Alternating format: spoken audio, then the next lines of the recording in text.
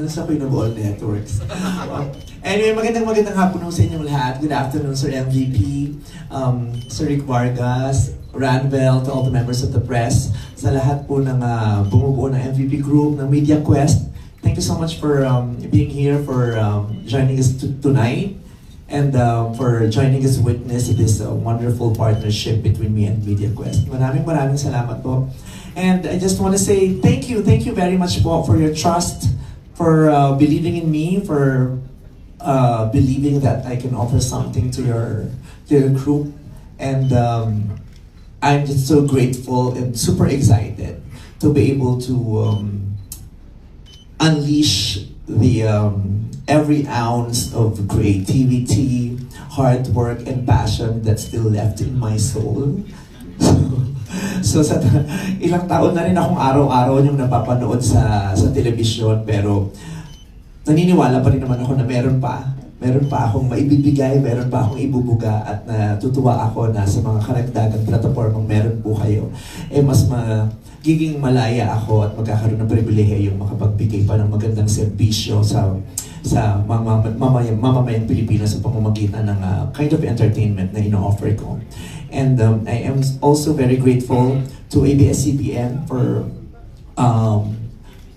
every learning na bit-bit ko ngayon, sa every experience na meron ako ngayon, sa lahat ng mai-offer ko na nagsimula sa kanila, sa mga karanasan kong ibinigay sa kanila.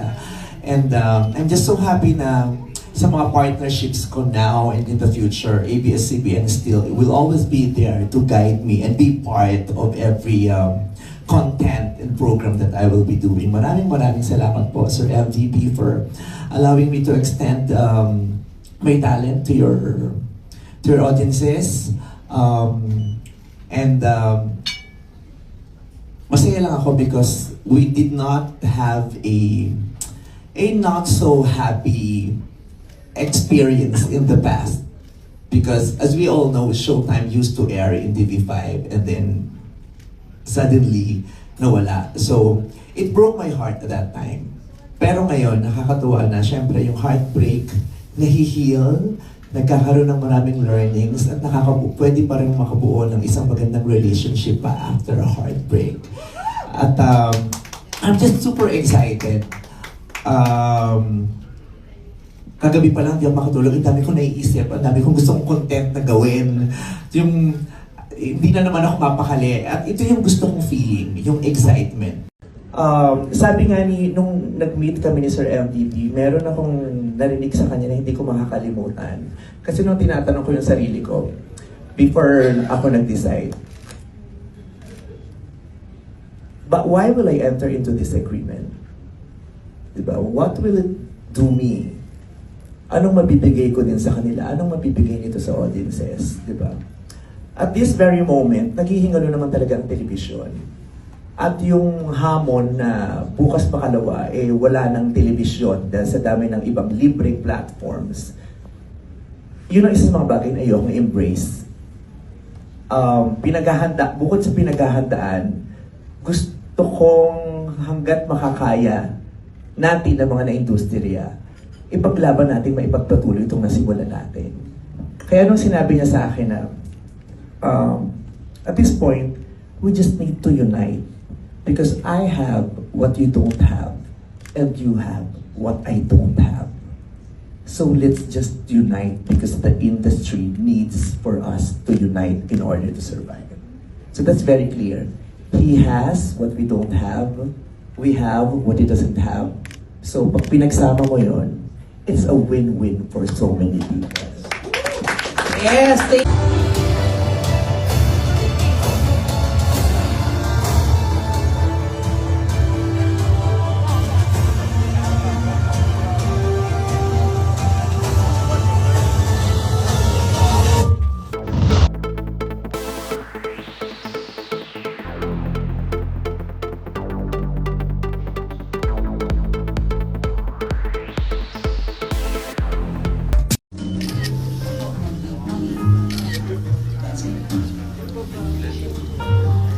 Alright, next naman po, may we request MVP and Vice Ganda for a handshake for the photos.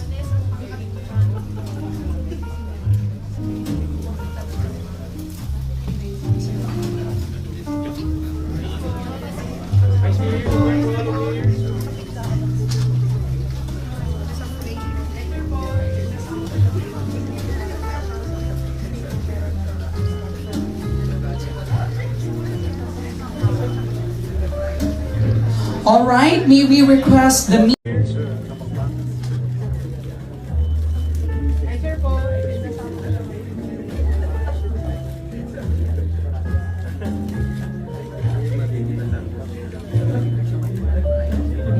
All right, may we request Mas kailan yung first project expected? Kailan yung first project expected? Inaayos na namin yung schedule. Kasi sana nila before the end of the year makapagsimula kami. We'll see. Pag ako naman, sige po, subukan natin. Pero pag nag-check na ng kalendaryo, so saan dyan? After Sunday, wala naman ang susunod, bad day na ulit. 31 days lang sa isang buwan, yung hindi ko na din alam, pero pipilitin natin dahil mukha tayong pera tanggap tayo ng trabaho. Pero Vice, mapapanood ka ba namin sa ibang mga shows ng TV5?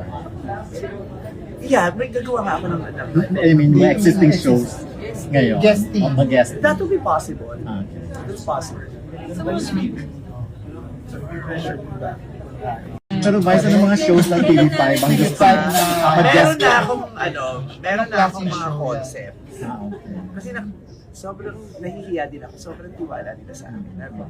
Kung anong concept mo isip mo, yun na yun. Oh. Yung gano'n, yung Magastos ba alin. ang concept mo?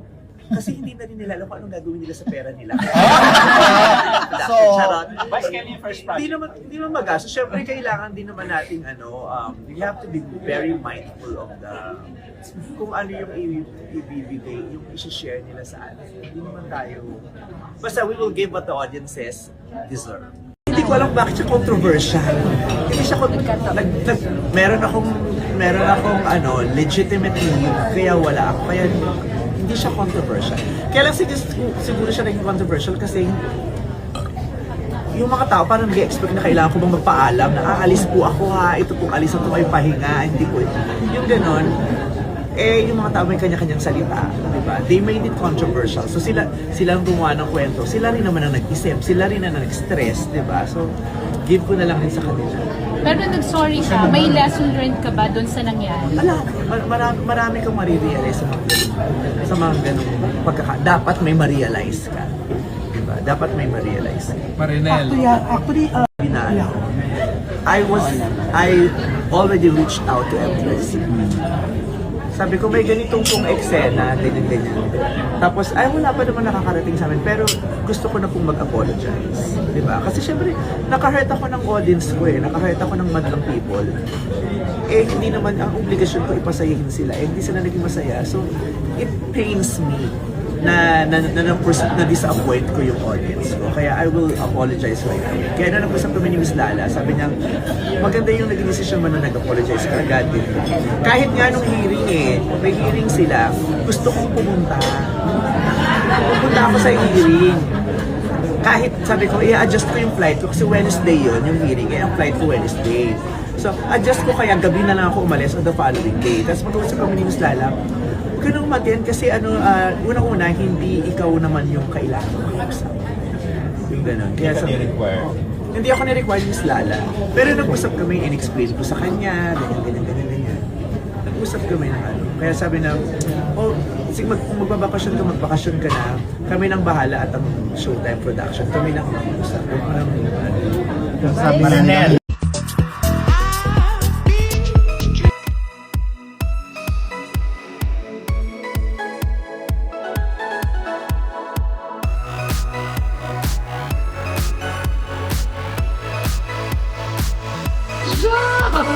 Congrats! Congrats to the Queen of all networks! Yes, siya talaga.